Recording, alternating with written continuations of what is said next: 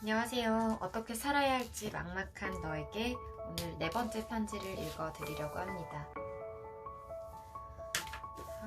네 번째 편지의 내용은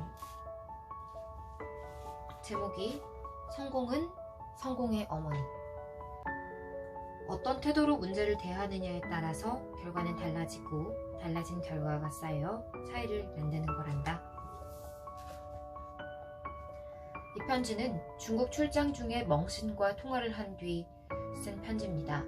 전화 통화에서 멍신은 최근 공부할 내용이 많아 바쁜데 과외 활동까지 하려니 정신이 없다고 말했습니다.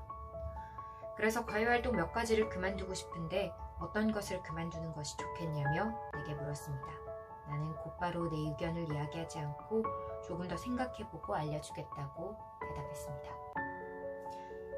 멍신에게 아빠는 중국에서 잘 지내고 있단다. 다만 너와 테니스를 치지 못해서 아쉬울 따름이구나.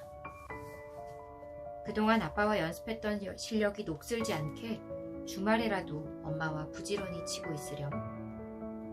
이번 학기에는 공부할 내용이 많아 시간이 많이 부족하겠구나. 네 말대로 과외 활동 몇 가지를 그만두는 것이 좋을 것 같네.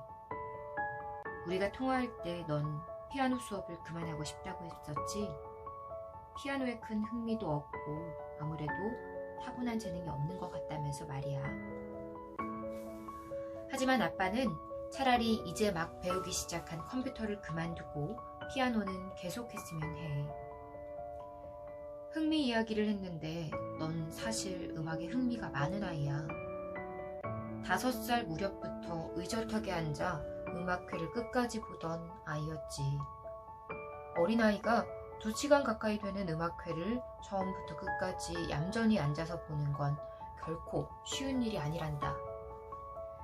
그 후로도 샌프란시스코에서 좋은 음악회나 발레 공연이 열린다고 하면 넌 언제나 직접 가서 보고 싶어 했어. 그렇게 세계 여러 거장들의 공연을 접하면서 음악에 대한 감별 능력도 점점 향상되었지. 최근 1년 넘게 오페라를 공부하면서 큰 흥미를 보이기도 했잖니?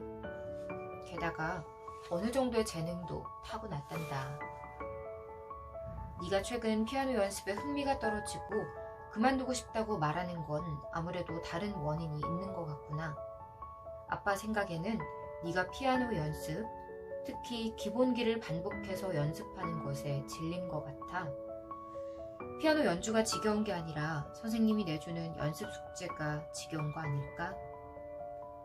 선생님이 기본기 연습을 계속 시키는 이유는 네가 앞으로 더 어렵고 복잡한 곡을 연주할 수 있도록 하기 위해서란다. 기본기 연습만 충실히 해도 피아노 실력을 몇 단계는 끌어올릴 수 있거든. 사실 아주 소수를 제외하고는 피아노 연습을 자발적으로 하고 싶어하는 사람은 없어. 대부분 반복되는 연습이 지겹지만 꾹 참고 하는 거란다. 그러니 네가 피아노와 잘 맞지 않는다고 생각하지 않았으면 좋겠구나.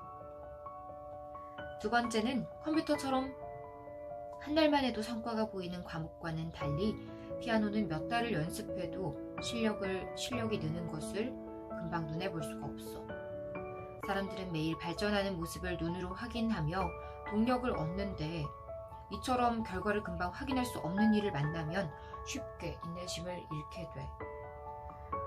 너뿐만 아니라 아빠도 그랬고 누구나 그렇다는 사실을 기억하길 바래. 물론 네가 피아노를 그만두고 싶은 또 다른 이유가 있을 수 있겠지. 그렇다면 언제든 아빠에게 이야기해 주렴. 오늘은 우선 이 두 가지 이유에 대해서만 이야기하마. 아빠가 추측한 이유가 맞다면 너는 지금 누구나 직면할 수 있는 문제에 부딪힌 거야. 이럴 때 네가 선택할 수 있는 방법은 2가지란다. 첫째는 문제로부터 도망가는 것이고 둘째는 정면으로 도전해서 극복할 수 있는지 시험하는 거야. 어린 아이들은 처음에는 다들 비슷해 보이지만 성장 과정에서 조금씩 달라지기도 해. 문제에 직면했을 때 어떤 아이는 스스로의 힘으로든 누군가의 도움을 받아서든 문제를 해결하고 앞으로 나아가고 어떤 아이는 뒷걸음치거나 제자리에 머물러 있지. 사실 이런 일들은 매일 일어나고 있어. 어떤 태도로 문제를 대하느냐에 따라 결과는 달라지고 달라진 결과가 쌓여 차이를 만드는 거란다. 아빠가 너에게 피아노를 계속하도록 권하는 것은 피아노 실력을 더 높이기 위함이기도 하지만 이러한 과정을 통해 네 자신에게 도전하는 법을 배웠으면 하는 마음에서야. 별로 내키지 않는 일이니 어쩔 수 없이 해야 하는 일들도 해보면서 말이야. 그렇게 시간이 흐르다 보면 어느새 그런 일들도 목적을 갖고 자발적으로 하게 되는 날이 온단다.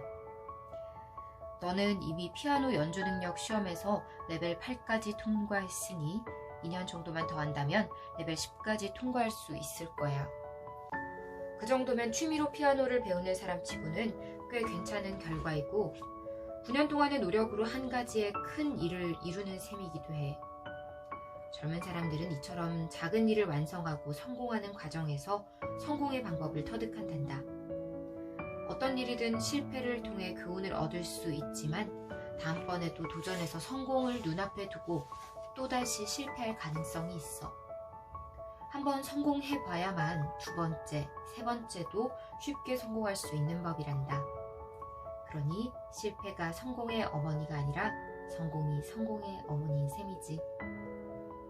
아빠가 처음 베이징에 있는 샹샨의 샹르봉에 오른 건 지금 너보다 한 살 어렸을 때였어. 정상은 해발 500m 지점에 있는데 400m쯤 올라갔을 때 너무 힘들고 배가 고파서 포기하고 내려가고 싶었단다. 그때 지나가던 한 어르신이 말했어. 조금만 더 힘내렴. 승리가 코앞이란다. 만약 지금 포기한다면 아주 오랫동안 후회하게 될 거야. 그 말을 듣고 다시 천천히 산을 오르기 시작했어. 그리고 마침내 정상에 오를 수 있었지. 사실 대단한 일은 아니었지만 정상에 오른 그 순간 말로 다 형용할 수 없는 뿌듯함이 밀려왔어. 그리고 그 이후 아빠는 시간이 아무리 오래 걸려도 어떤 산이든 오를 수 있게 되었단다. 너도 피아노를 통해 앞으로 네 앞에 놓인 문제를 극복하는 경험을 해보면 좋을 것 같구나. 마지막으로 피아노를 계속하길 바라는 중요한 이유는 너의 즐거움을 위해서란다. 우리 가족은 매년 음악회에 가기 위해 많은 돈과 시간을 투자하고 있고 높은 수준의 음악 공연들을 즐기고 있잖니?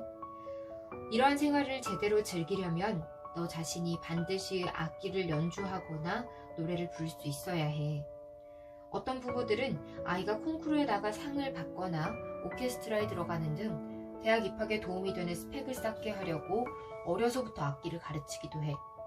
물론 이러한 방법이면 방법이 어떤 면에서는 도움이 될지도 모르겠지만 음악을 배우는 진정한 목적과는 거리가 멀어. 우리가 악기를 배우는 목적은 온전히 자신의 즐거움과 음악적 소양을 높이기 위해서야.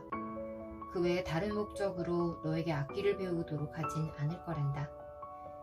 네가 모든 일을 네 언니 기준으로 생각한다는 걸 알아. 선생님도 친구들도 그렇게 생각할 때가 많지. 다른 분야에서는 언니를 뛰어넘기 힘들지 모르겠지만 음악에서만큼은 네가 언니보다 훨씬 뛰어나다는 걸 기억하렴. 그러니 이러한 재능을 계속 바꾸어 나가서 사람들에게 너의 특별한 점을 보여줄 수 있기를 바란다. 아빠로부터. 멍씨는 나중에 피아노 연주 능력 시험 레벨 9, 레벨 9를 통과했고 한 콩쿠르에서 상을 받아 링컨 센터에서 연주할 수 있는 기회를 가졌다. 네, 오늘 살짝 컨디션이 안 좋아서 조금 읽는데 실수가 많았던 것 같습니다. 들으시는데 불편한 점이 있으실 수도 있을 것 같아요. 제가 시간이 나는 대로 다시 한번 읽어서 올려드리도록 할게요. 감사합니다.